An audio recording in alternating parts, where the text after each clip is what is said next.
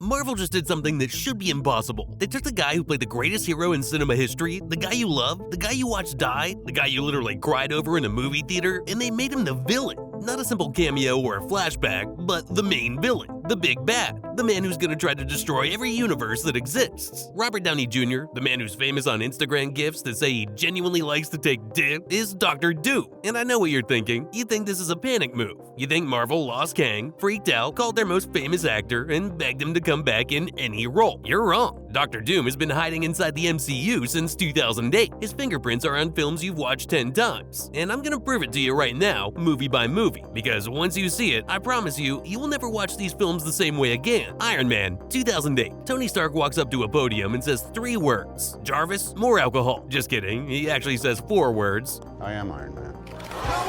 No secret identity or a hidden life, just a man in a metal suit telling the entire world exactly who he is. Now, in the comics, there's a run called Infamous Iron Man. Tony Stark falls into a coma, and Dr. Doom, Victor Von Doom, Armored King of Latveria, the man with the metal face, picks up the Iron Man mantle. He builds a suit, not in a cave, not with a box of scraps. He wears the armor. He genuinely thinks he can be the hero Tony was. The MCU is doing this in reverse. The man who played Tony Stark is coming back as Doom, and the Russo brothers have already confirmed that Tony's death in Endgame is directly connected to how Doom enters the story in Doomsday. They wouldn't say how, just it's part of the story. But think about what that means. Tony didn't just die, his death left a vacancy, a gap in the world, and something stepped into that space, wearing the same face. But okay, one connection, you could call that casting. Marvel just liked the idea, fine, except it's not one connection. It's every single phase of the MCU, and the one from 2022 that almost nobody talks about, a producer literally confirmed it on the audio commentary. That one's gonna mess you up. Civil War looks like a movie about the Sokovia Accords. 2 friends falling out, an airport fight, Spidey cameo. It's not just that, it's a debate about who gets to decide what's right. Tony says the world needs oversight, superheroes answerable to governments, to committees. Steve says no, individuals have to follow their own conscience. 3 hours, no resolution. Neither of them wins the argument, because the movie never gives you the third answer, which is Doom's answer. Doom looks at that argument and says, you're both wrong. Not governments or individual heroes, one person. The one who's actually smart enough to get it right. The one who isn't going to flinch, isn't going to get emotional. And no, it isn't Marcus Aurelius preaching stoicism. It's someone who isn't gonna let his best friend's mom's name stop him from doing what needs to be done. And here's the thing, Civil War already builds Doom's case for him before Doom says a word. Lagos. Civilians dead because of Avenger activity. A king gets slimed because the Avengers existed. A world that is exhausted by collateral damage from people who were supposed to be protecting it. Doom doesn't need to argue when he shows up. The MCU spent 8 years making his argument for him. He just has to offer one thing the Avengers never could. Order. Endgame. Everyone cried. Tony snapped. The universe was saved, and then Steve Rogers did something that nobody ever fixed. He went back in time to live his life with Peggy Carter, and he stayed. He altered a fixed point in history. He created a branch timeline and just left. Should no longer be worthy to wield the Mjolnir, in my opinion. Loki Season 2 showed you exactly what that kind of fracture does to the multiverse. It unravels, it branches, infinite realities destabilizing, every universe put at risk. Loki literally had to sacrifice himself, become the thing holding all of time together to stop it from collapsing. Steve's branch? Nobody fixed that one. Nobody went back for it. That loose thread has been sitting there for years. And someone who has time technology, who commands magic, whose genius makes Reed Richards look like flight reacts, that someone has been watching the Avengers tear the multiverse apart and walk away like it's not their problem. He's not panicking or scrambling, he's been waiting for the board to be set. Now here's the moment where this stops being theory and becomes confirmed fact. Because in 2022, Marvel hid Dr. Doom's actual technology inside a film, and a producer confirmed it on the audio commentary. Most people who watch this movie have no idea.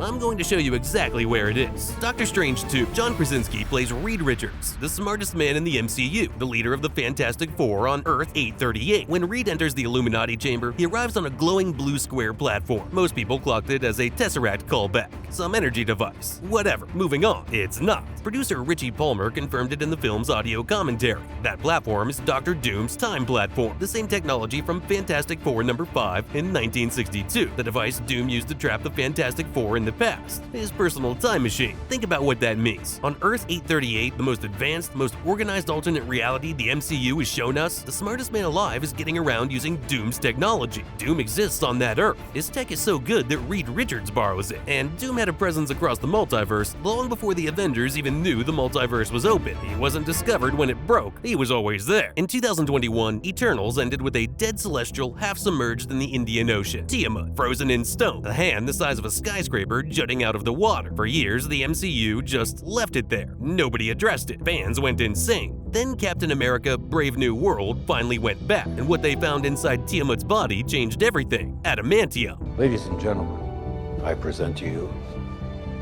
adamantium.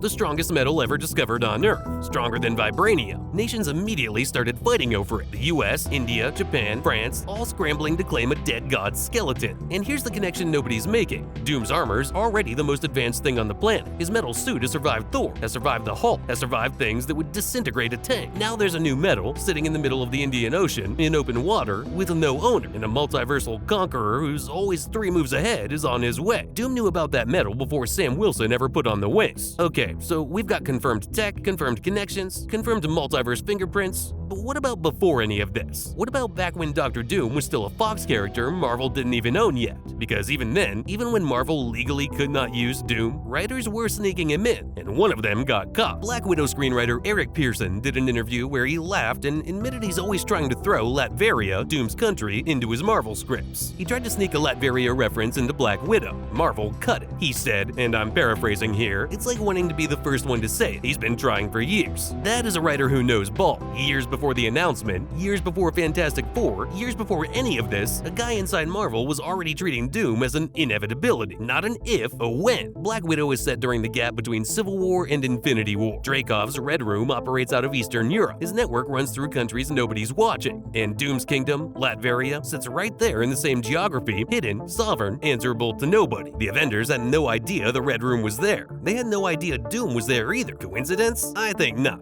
Ant-Man and the Wasp: Quantumania was supposed to launch the Kang era. Then Jonathan Majors was fired for, well, you know what. Marvel pivoted, and here's what people keep missing about that pivot. Marvel didn't actually lose much ground, because in the comics, Doom and Kang have been at war across time. Doom has been held by the Infinity Gauntlet. In the original Secret Wars, Doom doesn't just fight the heroes, he goes on to become a god. He takes the power of the Beyonders, rebuilds the universe from scratch, with himself at the center of everything. Kang was a warm-up for the concept, a proof of concept, a movie that established infinite timelines are real, they're dangerous, and one person with enough knowledge can move through all of them. Doom just inherited a better set table. Fantastic Four: First Steps. Sue Storm founds the Future Foundation, a United Nations-style assembly for global cooperation. Every country has a seat. Every country sends a delegate except one. There's a nameplate at an empty chair. Latveria. No representative or explanation. Doom doesn't attend meetings, he ends them. And then the mid-credits scene hits. 4 years later, Sue Storm is reading to her son Franklin, a preschooler now 4 years old. She steps away for a moment. She comes back, a figure in a green hood is kneeling in front of her son, holding a metal mask. Franklin Richards, a child who was born with the power cosmic, a kid whose abilities Galactus himself tried to claim, is sitting calmly with one of the most dangerous beings in any universe, Dr. Doom, introduced without throwing a single punch, kneeling before a 4-year-old, already calculating what that child is worth, 3 moves ahead before anyone else knew the game had started. So here's the question that everything has been building to. Why him? Why does RDJ play Doom specifically? Why not just cast someone new?